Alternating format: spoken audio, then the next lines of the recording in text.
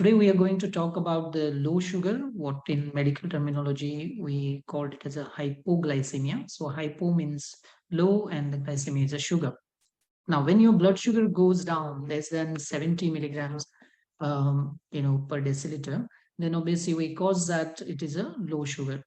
And which are the patients who will develop the low sugar? So the patients who are type 1 diabetes, where they are taking the insulin, patients who are taking insulin, even if they have got a type 2 diabetes, or certain medicines like what we call as a sulfonylurea medications. Uh, Older patients, we have seen that they also can get low sugars. Some of them maybe because they have other health issues like say kidney problems or heart problems. Some of them they have some memory issues which can make them forget to take the medicines, which they forget them to take the meal on time, for example, after taking the medications. Now, you might wonder that what are the symptoms, how you can make out whether your blood sugar is low. Now, it's very important that you should have a symptoms of the low sugar, because if you're losing that awareness to detect the low sugars, that's not very good. And that's something you need to discuss with your doctors as well. So the symptoms usually depends on how low is your blood sugar. So if your blood sugar is say about 55 to 70 on your blood glucose meter, you might start feeling hungry. Some people describe that they feel the shaky, or sometimes irritability, or they feel lightheaded. You might notice that your heart is beating very fast, what we call as a palpitations, or a headache kind of feeling. Sometimes your family member might notice that you looks a bit irritable, or your mood is changing suddenly. But there are conditions where your blood sugar goes down, less than 40, and this is quite serious, because in those conditions you might lose consciousness, or you might might get the seizure, what we call as a fit.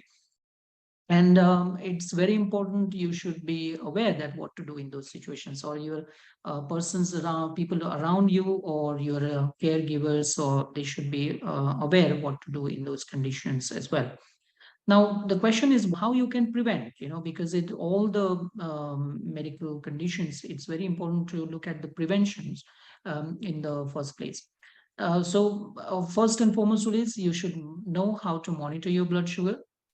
You should not skip the meals, especially if you're taking the medications. You should know when to take the medications, before the meal, after the meal. So you can have that discussion with your doctor. Make sure that you are avoiding the alcohol if possible. And if you're taking diabetes medications, you need to have a discussion with your doctor to find out how this particular medication works and what is your risk of the low sugars. So what are you going to do if your blood sugar drops? It's very important to understand the rule of 15-15. So what does that mean? 15 means you need to have a quick acting 15 grams of carbohydrate, and then you need to check the blood sugars after 15 minutes to make sure your blood sugar is getting better. So what is a 15 grams of fast acting carbohydrate? So that is the simple example is a sugar. So if you can have 1 to 2 tablespoons of the sugar, that's equivalent to 15 grams of the carbohydrate. Some people tell us that they can have chocolates. So chocolates or the Mars bar and all those chocolate bars, they are not a very good example. You can also have a juice, about 150 to 200 ml of the juice, which can also help you to bring your blood sugars quite fast. And make sure you check the blood sugars after that, after 15 minutes as well. And if you have still low sugar after doing this cycle for 3 times, then it's important that you call for some help as well. Thank you.